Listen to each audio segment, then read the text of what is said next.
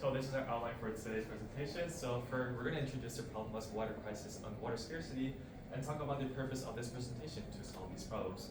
The first one will be precision irrigation techniques, specifically drip irrigation and variable rate irrigation, which we're going to call DRI. And the second one is using drought resistant crops, we're going to call DRC. And the last one is then evaporation control to prevent evaporation of dams. And lastly, we're going to talk about the conclusion. Now, before we begin talking about precision on-farm techniques for enhanced water efficiency and water waste reduction, we gotta talk about, by far, the most important thing, which is water. Now, 96% of the earth is water, but only about 2.5% of that is actual fresh water that we can use. Now, the biggest industry that uses water is agriculture by a landslide, which uses about 70% of all the water we use annually. And 40% of that is just wasted due to inefficient systems or water waste due to evaporation. Now, this is an extreme problem because by 2050, we're expected to have 2 billion more people to a total of about 10 billion. Now, we already have issues with water as 1.1 billion people now lack access to clean water.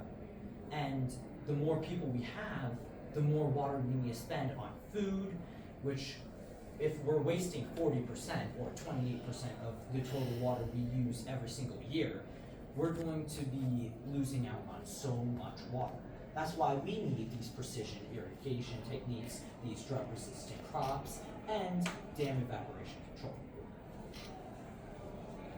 Our purpose is to find strategies of ways we can save water around the world. So we don't want things that just are implementable in the US. We want stuff that can be used globally, stuff that can be accessible to everyone at a certain point.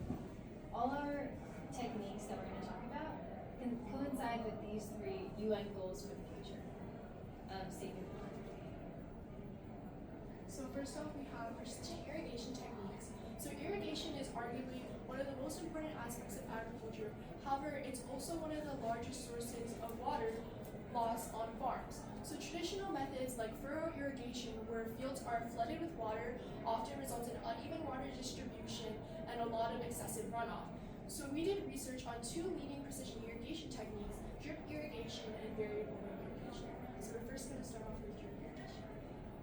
So drip irrigation is essentially a series of pipes that deliver controlled, small amounts of water directly to the roots of the plant. So this allows for plants to be watered when they're needed and as they're needed.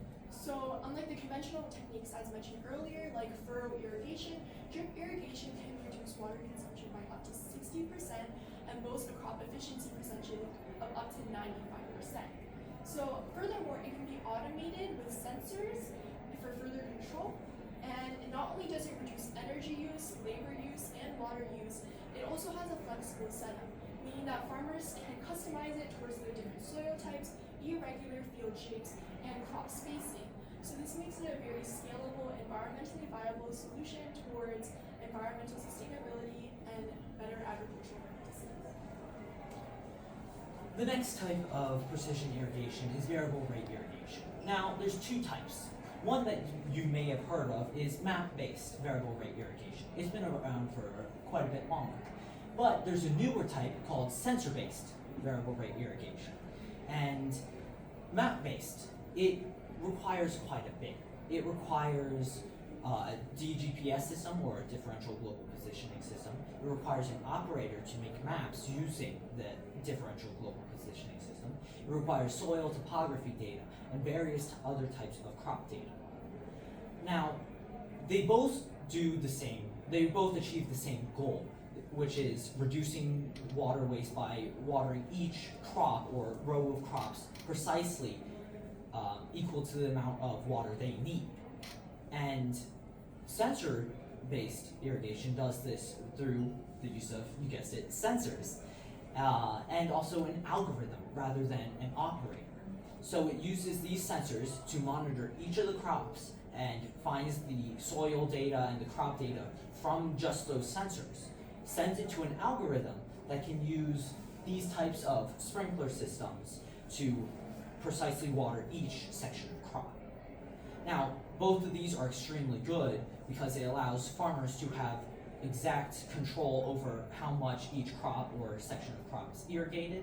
It reduces the amount of water used because if you water each crop precisely to the amount they need, you aren't wasting any water because there's no extra water to be wasted. And it also reduces the cost because if you use less water, you're not spending as much money on it.